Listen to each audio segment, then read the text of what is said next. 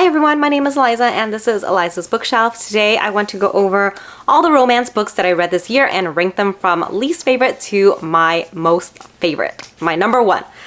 Initially I was just going to do like my top 3, but then when I went through all of my romance books that I read this year, I only have like 10 of them, so I might as well just rank them all. So yes, I went through the list of the books that I read from most recent to the one that I read earlier this year, and I read The Love Wager by Lynn Painter. I read X's and O's. I read Georgie All Along, Invisible String. I read The Summer Girl, Pack Up the Moon, Lunar Love, Icebreaker, and Hello Stranger, and last but not least, A Guide to Being Just Friends. So let's get to it. I'll talk about my least favorite all the way up to my number one. Okay, so let's see here. My least favorite, and really after this, all the books after this I really did enjoy. So it's like, just because the next one is number 9 doesn't mean I did not like it at all. It's just like the other ones I liked a lot better. But this was the only one that I did not really like. I gave it a 2-star. It's Lunar Love by Lauren Kung Jensen, or Jessen. Yeah, oh my gosh, I pronounced her name wrong this whole time. It's Lauren Kung Jessen. So this one I got off of my Book of the Month book box. It's an Enemies to Lovers debut rom-com novel from this author, and you have this main character named Olivia Huang Christensen. Totally forgot her whole name, but anyway, so she is inheriting her family's like matchmaking business, right? Which they deal a lot with Chinese zodiac in order to match people together. And they're really old school, you know, they talk to everyone and they match each other up that way. But she is getting a lot of competition from other people and their like online dating apps and things like that can go a little bit quicker. So she meets this guy who is running his own matchmaking app. I forgot what it's called. He had a cool name to it, but she's just like really harping on him because it's like, oh, you're doing things like the new way, you're not getting to know people and things like that. What is that business called? It's bothering me a lot. But anyway, so they meet like before they even knew that they were rivals or competitors. But they begin dating, and it's just like a lot of her putting her insecurities of her business onto him, and like their fights are not really good. That's like the worst enemies to lovers type of book, when they have certain arguments and fights. And Emma, when they have like Emma, get your head out. When they have certain arguments and fights and like insults towards each other that I cannot get behind. So that's why I did not like this book. So yeah, that's on the bottom for me. Next one is, what? No. Okay, I got my number system wrong here. Next one on the list is Invisible String by Meg Jones.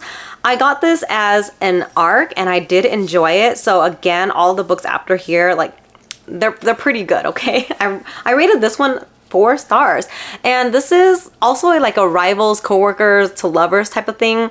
You have these 2 teachers at a school that's trying to get funding for their own programs. She is more like on the artistic side of things, and he teaches some sort of like math science class, and they're both trying to get funding for their classroom needs, and that's why they're kind of like rivals, enemies.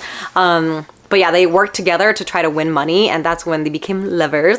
The thing about this book is that they were really cute, but when they had like their, you know, intimate, sexy scenes, the language and things like that really took me out of it because it didn't feel like them. But I don't know, that's the only thing. I overall really enjoyed it.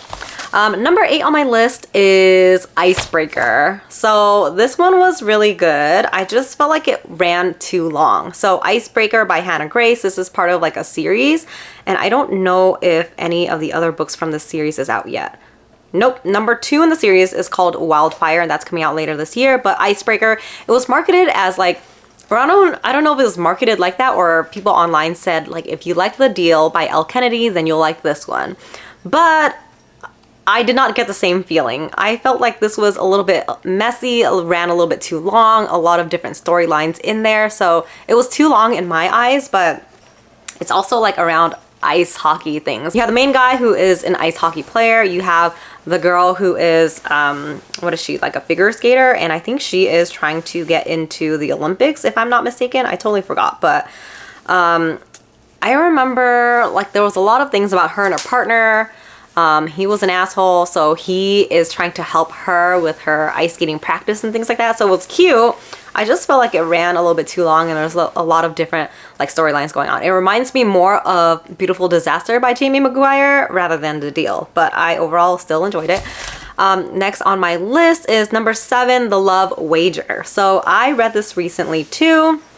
And it is actually number 2 in a series, the Mr. Wrong Number series. It's by Lynn Painter. The first one is called Mr. Wrong Number. And honestly, I didn't know that it was part of a series until they kept like bringing in this past couple, which it made me think like, oh, do they have their own book? And I looked it up and yes, that was the number 1 book. But this one, let's see, what happened? This one follows Haley Piper and then the guy is named Jack.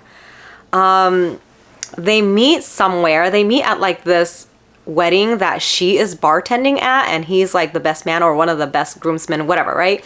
And so they meet there. They have like a one-night stand and they accidentally meet each other on this dating app because they're trying to both find someone, right? So yeah, they meet there. They're obviously saying like, oh, I'm not into you. I'm just seeing how the dating scene is going. So they make a bet, like whoever finds their true love or whatever, or the person they're going to be with, wins the bet. She would get like a trip and he would get, I forget what he would get, but anyways, they obviously end up falling for each other. I thought it was cute. I just, I don't know. Their banter was just okay. I thought it was cute that they got like tacos together after their failed dates. Oh, the thing that made me love it and bump it up to a 4 was at the end when he was like super in his feels and he's like, I'll meet you at, you know, the same place, same time for whatever, right? But she shows up with another date and I don't know, I don't want to ruin everything, but at the end it just made me like feel so much for these characters that I bumped it up to a 4-star. Let's see. Next on the list is Pack Up the Moon. And so I put this right in the middle because I overall did enjoy it. It was just like so depressing that it put me in a little bit of a book slump.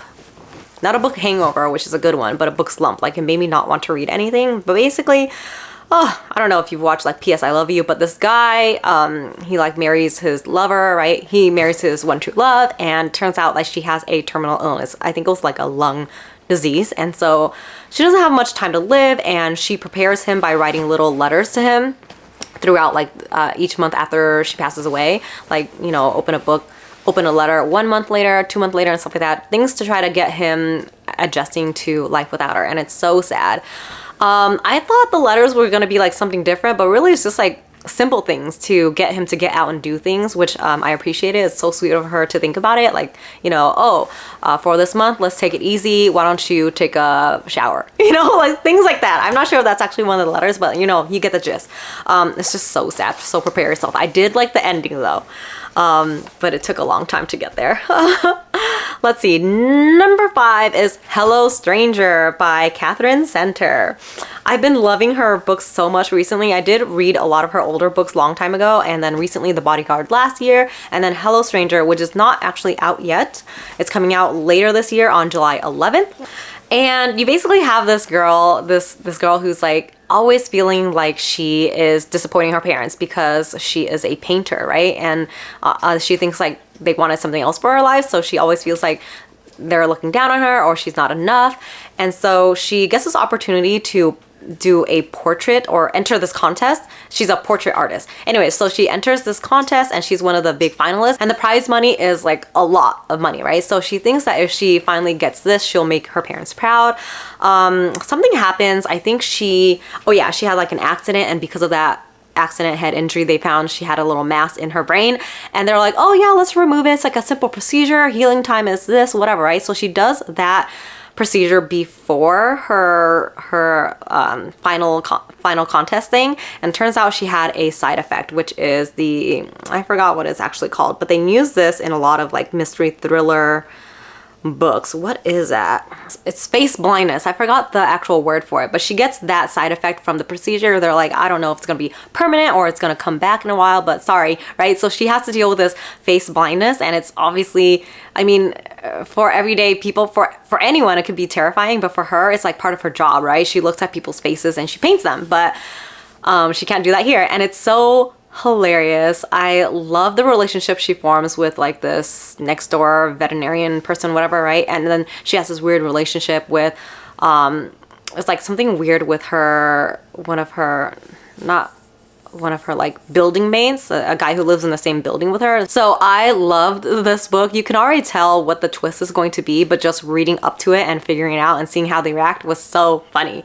I loved it. What is next? That one's already really high up there. Hello Stranger. Number 4 is The Summer Girl. So I'm thinking The Summer Girl and Hello Stranger can be tied together.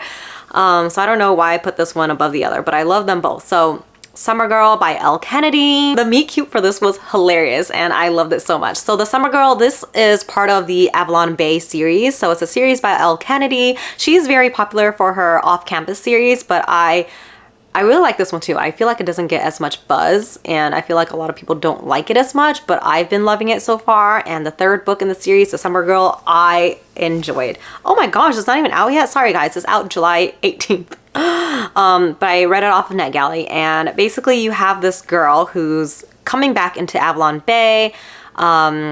She has like family ties there and you have this other guy, Tate, who's like the resident bad boy here, but he's actually a really nice guy. Anyways, they become friends and the way they met first was so cute.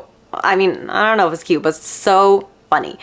She's like on the bay itself. I don't know what she was doing out there, but she's there and she gets stuck there because she accidentally overhears this couple breaking up and she's like, oh no, if I move now, they'll know that I've been eavesdropping this whole time. So I'll just have to wait until they both disappear. So she's like hearing this whole breakup, right? Like Tate's getting broken up with. And so finally, when the girl who dumped Tate leaves, she's like, all right, I can go now. But when she leaves, I don't know, she falls or something and makes a big ruckus and Tate actually finds out that she's been eavesdropping anyways and she's like, oh sorry. And when she gets nervous she like babbles a lot. So I thought it was so funny and hilarious and cute.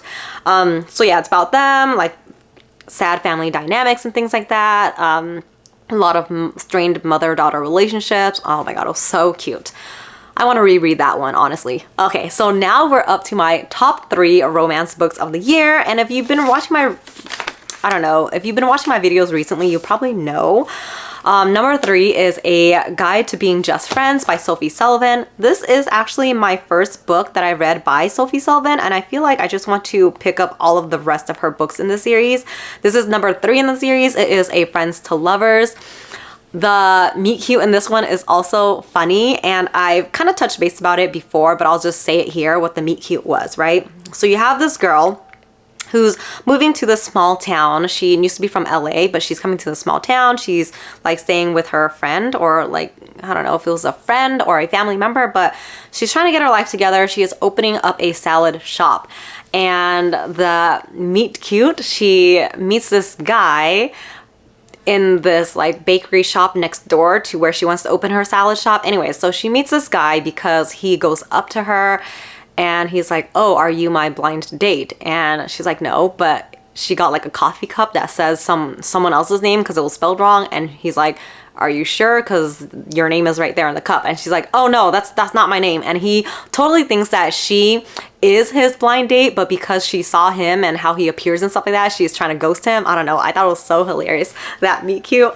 But yeah, after that they become friends and he like helps her out with her shop and things like that. And he's like, I think the Jansen brothers are super well off, and I don't know, they always invest in little small businesses or something like that. So they tried to help her out. And so yeah, there's a lot of, you know, business things, and she is trying to do things on her own terms and stuff like that. So yeah, it was super cute. One of my favorite friends to lovers romances. So I'll never stop recommending that one.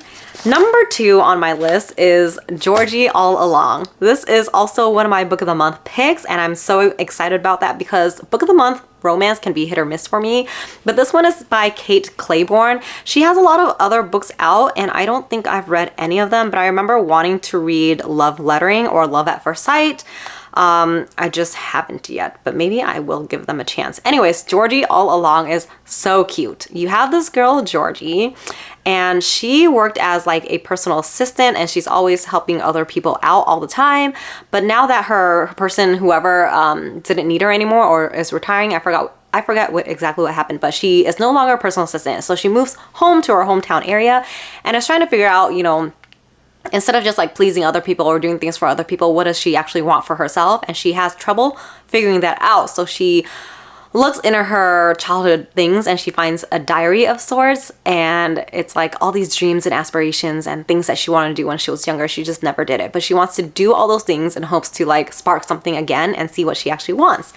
And so she accidentally like rooms with this guy named Levi, because while she was out, her parents like lent out their place to this guy Levi, which is like also the small town's kind of bad boy-ish. Like he's part of this family and he's like the bad egg of that family. So he carries that trauma too, and that like, you know, bad memories and a lot of like, you know, he needs therapy. Anyways, so yeah, he ends up, they become friends of sorts, right? Because they kind of like were housemates at one point. And so he finds out about this and tries to help her out and does little things on her to-do list, and it's so cute. And I love the ending so much. Like the last line of the book, ooh, perfection.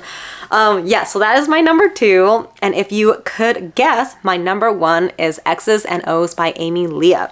This is number 2 in the Influencer series. The first one was Set on You, and it was one of my favorite books of last year. That's why this book, I was kind of scared going in because I already had such high hopes or expectations. I didn't want it to not live up to that, but I finally read it and I loved it so much. I like it even more than the first one, if you can believe it, because this one is a friends to lovers forced proximity roommate trope-ish.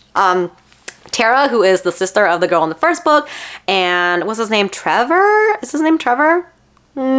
Tara and Trevor? Is that the... Yeah, Trevor. Trevor is like the co-worker of the guy from the first book. So they end up living together because Tara's like kicked out of the other girl's room since, you know, they have their own marriage relationship going on. So Tara's getting kicked out and she ends up living with this guy. The beginning is, oh my gosh, like I am dead. The way they met, ooh, awkward. But it's so funny because obviously like with these friends to lovers things, one or both parties is always like, oh, catching feelings and doesn't know if the other person feels the same way.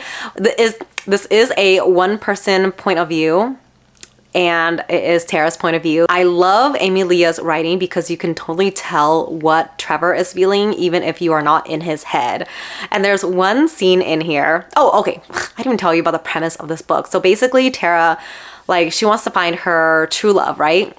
And there's a story about her grandma who, like the person who her grandma is with right now is actually not her first love. It's like the second chance romance thing. So she gets it in her head that she needs to visit all of her past exes and see if there's a chance for a second chance romance there. So she makes a list of all her exes and gets in touch with them one by one. And so Trevor's like kind of helping her out with that. And I don't know, she's always roping him in. And yeah, so, you know, friends to lovers. I just love it so much because there was one scene that I like died inside. She, at one point, she was just like fed up. She's not getting anywhere. She's like, maybe I need to do what the other people do or what you do. I need to have a one night stand. And so she gets a one night stand with someone at the bar, and already you can tell Trevor is pissy because he obviously loves her, right? Anyway, so he goes home early and he's just like in his room, and she comes home with this date and she's like, crap, I don't have any condoms. So she knocks on his door to ask for some condoms, ask this guy who's obviously in love with her for condoms so that she could sleep with another guy. And oh my God, I died inside for Trevor, and you can tell that he's so pissed off. Oh gosh, I love this book so much, and he's like the perfect book boyfriend. The other thing about this book and about Tara is that she is a nurse, but she also loves books and romance books, and she has like thriller books for Trevor to read. Anyways, she has like a podcast or like a channel going on, and so Trevor, being the best book boyfriend that he is, does something really nice for her at the end, and I just loved it so much because it reminds me of my husband and all the things that he does for me to enjoy my book hobbies. But yeah, oh, I don't know if you can tell, but I really love this book. Another book that I would want to reread multiple times if I had the time. I just have like so many books that I need to read. But yes, I hope you enjoyed my list of my ranking of my 10 romance books that I read this year.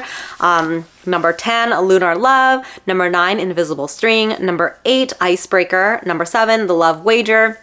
Let's see, number 6, Pack Up the Moon. Number 5, Hello Stranger. Number 4, The Summer Girl. Number 3, A Guide to Being Just Friends. Number 2, Georgie All Along. And number 1, X's and O's. Oh, so fun just reliving all of these romance books. Anyways, I hope you enjoyed this video. I hope you found some books that you might want to read. Thank you again for joining me. I will see you next time. Bye!